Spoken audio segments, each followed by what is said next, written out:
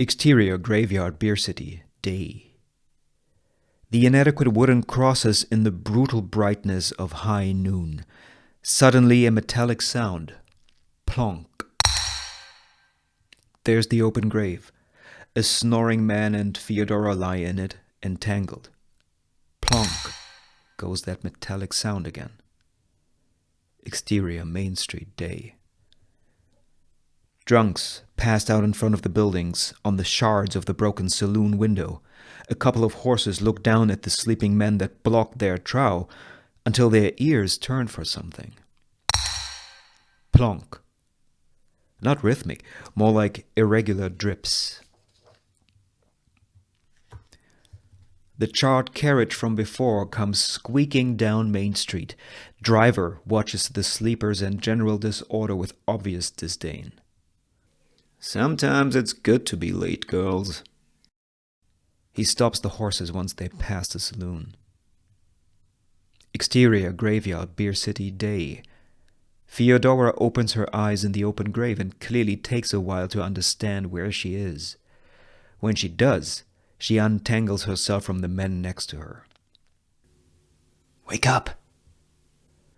Fyodora wriggles free, but the man just grunts. No. Get up! Get up! Plonk. Fyodora helps the man up rather rudely. Out! Right now! God! They clamber up the side of the grave. Fyodora makes the sign of the cross before she pulls the drunk man away from the graveyard. Now the open grave is entirely empty, save for dark red spots all over its bottom. Plonk. Interior, Salome's room in Hatchet's brothel, day. Salome wakes in her bed. She hears rushing footsteps from beyond her room, hushed voices too, and the sobs of a man. Plonk. Still in her nightgown, Salome gets up, opens the door to Hatchet running down the stairway. Down there, Salome can see Squinter. He stands pale, quivers. He cries like a baby. Hatchet turns around to Salome in her door. Go back in your room. Exterior Main Street in front of the brothel, continuous.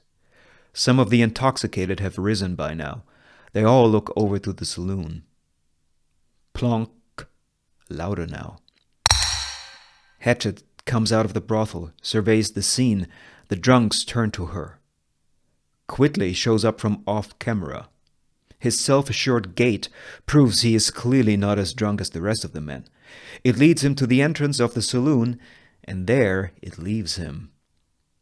Hatchet sees Quitley stop in the door. Interior Saloon Beer City, continuous. A spittoon, the loudest plonk yet. Something that landed in the spittoon caused it. Hatchet enters the battlefield of a room that the saloon is after last night. Tables turned over, chairs too. Barkeeper has not cleaned up. In fact, he stands behind the bar and mutters a prayer to himself. Where there is doubt, faith. Where there is despair, hope. The heaving sounds of someone who tries to throw up. Plonk. A crowd of men make room for Hatchet to approach the bar. Where there is darkness, light. Where there is sadness, joy. Hatchet stops some 10 feet or so away from the bar. Nobody dares getting closer to Boswijk, who is hunched over on his stool by the counter, back turned to the crowd. O divine master, grant that I may not so much seek to be consoled as to console. You finished yet? Boswijk has a bottle of liquor in front of him, an empty shot glass and about a dozen scars in his face that are circular, nasty, and ancient. Barkeeper loses his voice to fear, rushes through the rest of his prayer, mainly mouthing almost inaudible words. It is in pardoning that we are pardoned, and it is in dying that we are born into eternal life. New bottle. Boswijk takes a last swig from his bottle, then dry heaves, jerks his head, and spits a bullet into the spittoon. Plonk. Barkeeper places a new bottle before Boswijk, who turns to look at Hatchet as Phone, Samson, and others squeeze in. We both looked better yesterday, now didn't we? He takes off his soiled trench coat, drops it on the floor.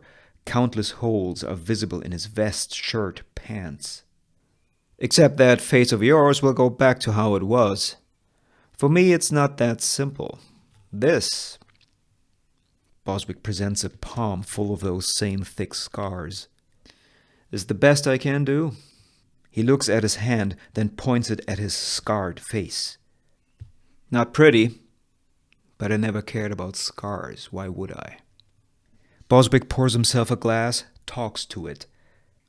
Forgot about the 2 shots in my back, to be honest. That was so long ago. I hardly remember how I got them. The scars never showed either. Boswijk downs the shot. He proceeds to dry heave and spit out another bullet, now into the shot glass. But there's a problem this time. He raises the glass for everyone to see as Player 1 and Player 2 arrive. The bullet swims in a little bit of fluid. Lord help us. Boswijk flings the bullet from the glass into the spittoon. Plonk. A scar on your face, who cares? No big deal. A couple of them, not pretty, but that's all there is to it. 14 holes in your head? Now that will be a problem. Salome steals into the saloon. She stays in the background. For people. You're not supposed to live when you get shot like that. You're not alive. This is ungodly. There you have it. Point in case. Another pour, another shot downed, a dry heave. Plonk. 74 bullets. I can't cover up all of the holes they made. And you know what? I don't want to either. Boswijk feels his face with his fingertips, closes his eyes. This was one good body. Samson stomps to the front row. He draws his gun. Enough of this! Boswijk suddenly goes down on all 4, barely manages to pull the spittoon under his face before he starts to heave violently. Plonk, plonk, plonk, plonk, plonk, plonk, plonk, plonk, plonk, plonk. The gush leaves no doubt that every last one of those bullets makes its way into the spittoon. Samson freezes, gun in hand. When it's all over, Boswijk looks in the spittoon. He struggles for breath, but laughs anyway. It makes Samson cock his gun. What do you think one more bullet will do? Let's find out. There's too much talk. Let's give you all a reason to listen. Boswijk stands up, and all 74 bullets rise with him, out of the spittoon. They hover mid-air like a swarm of insects. A terrified gasp from the crowd. Barkeeper makes the sign of the cross, bows his head. Boswijk blows at the hovering bullets like you blow at a dandelion. And off they go, every single one of them zips away, through seemingly every chest in the room, then through walls and windows. Exterior Main Street, Beer City, continuous. The zipping sound of the bullets shoots down Main Street towards the tents. Exterior Southern Tents before Beer City, Main Street, continuous. The zipping swooshes by like miniature fighter jets. Red splotches appear on the fabric of a white tent tarp. A thud from inside the tent. A small hole in the middle of the biggest blot. Exterior prairie outside of Beer City, Oklahoma, continuous. Nothing here but sagebrush and that zipping sound. It steadies, then builds, transforms into the whirring of 1,000 angry hornets. Interior Saloon, Beer City, continues. The crowd stands shocked. People inspect the holes in their chests. Nobody bleeds from it. Nobody falls. Nobody dies. Boswijk wipes his mouth clean of the vomit that isn't there. That's better. Now you have a reason to listen. You Shot us. Straight through your hearts. People look around. They wait for someone to drop dead. With your own bullet. That very same bullet you put into me. An eye for an eye, if you will. Or in your case, a heart for a scar. Sorcery. Barkeeper punches himself in the chest again and again. We're alive. It's sorcery. While Boswijk grabs the bottle from the bar and drinks. For now, you're dead men walking. Pardon, and dead ladies too. What the? Shh, shh, shh, shh, shh, shh. As I said, this one, he presents his body, was a good body. Had it for a long, long time. It's a shame to let it go, really, and it's your fault. Now I need a new one. One of yours. The one that will be left after you kill yourselves for me. A desperate man darts off out of the saloon. Ah, good. A volunteer. Exterior, Main Street in front of the saloon continues. Desperate man scares his horse with his darting, but manages to mount it and send it straight into a gallop out of town. Interior saloon, Beer City continues. Watch him. No one moves. Go on, do it! Salome and others by the door turn and look after desperate man. Exterior northern tents before Beer City Main Street continues. Desperate man rides his horse through the tents, many of which show those red blotches. You try to leave. Open prairie now before desperate man. A whirring fades in. Your own bullet will catch you. The whirring gets really loud, then thwack, thwack. Down go horse and rider. Exterior Main Street in front of the saloon continues. Salome and those who watch see desperate man go down. Or one of the other 73. Point is, Boswijk takes a swig from the bottle. You die. For good. Your own bullets fly around this town, and you'll catch one if you try to do better than that man just now. I promise. Those bullets fly and fly and fly. They don't fall ever. Not unless I make them. Which I won't. I want my new skin first, so consider yourself under arrest. You stay until this is done. Salome and the other watchers turn to the rest of the crowd. He's down. And the horse. Samson frowns, draws his gun again, points it at Boswijk. You shoot me, you die just the same. The only reason you're still standing is because I am. I will it. I keep you on your feet. Liar! Murmur and unintelligible prayers in the crowd.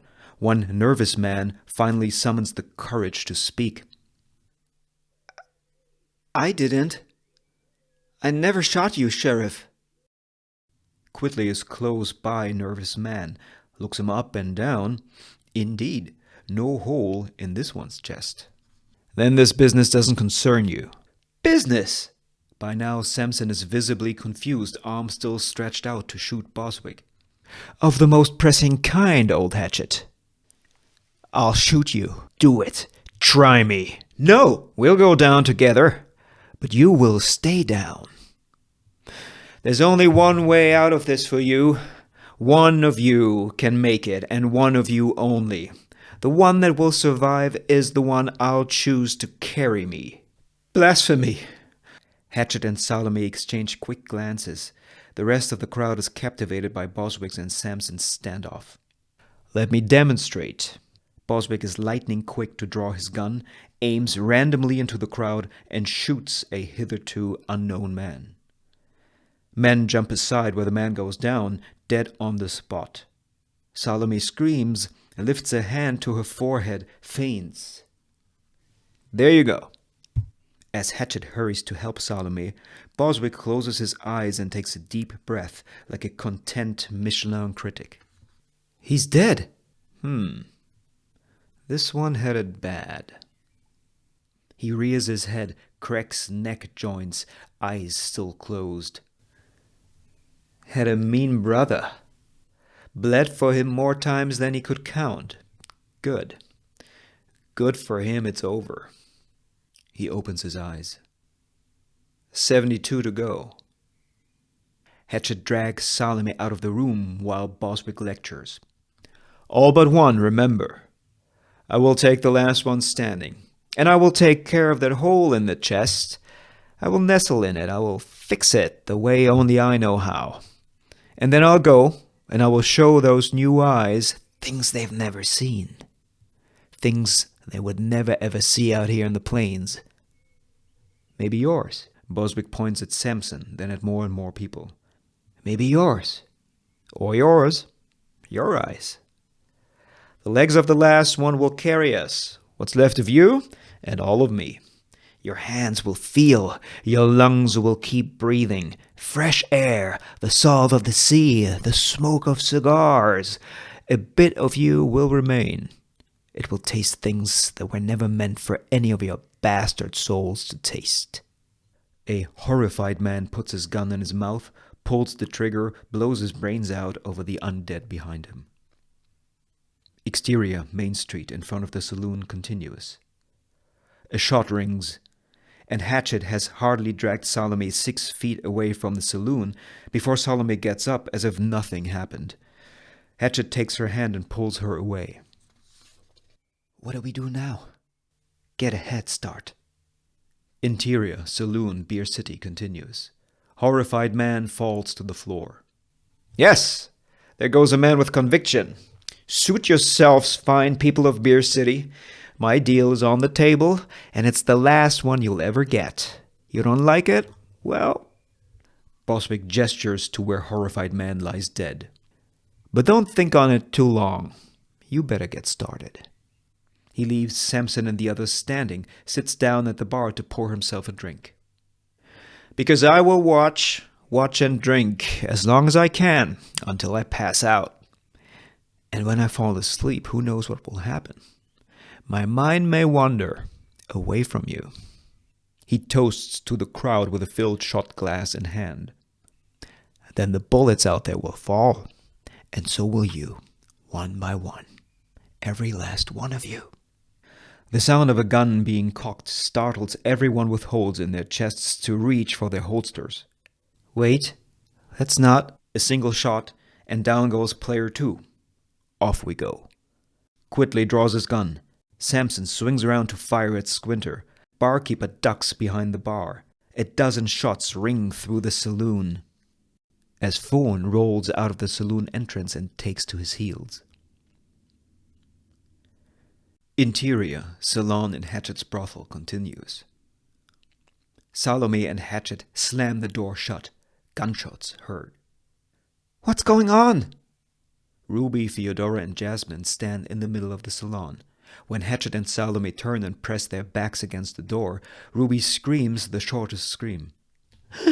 Shh! Hatchet! You're shot! Both of you! It's all right. We're okay. You're not okay. Quiet. All of you. I need to think. Interior, saloon, Beer City, day. One final gunshot. Skilled player falls dead on his face. About a dozen men still stand or hide behind flipped tables. Samson, Cyril, and Zeke are huddled behind one. Their guns click empty. Quickly plays dead under an actual corpse. The floor is strewn with them. 2 men cower behind the bar next to dead barkeeper. A loud yawn off camera. Then Boswijk with closed eyes and twitching face. That was a bunch, all right. 48 left. Exterior, Main Street, Beer City, continuous. About 10 men scamper or limp off in all directions. The slowest one doesn't manage to disappear behind houses or off camera, but stumbles and never gets up. Wait.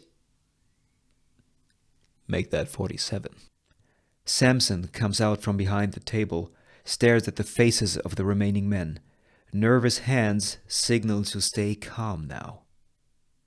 Come on, boys.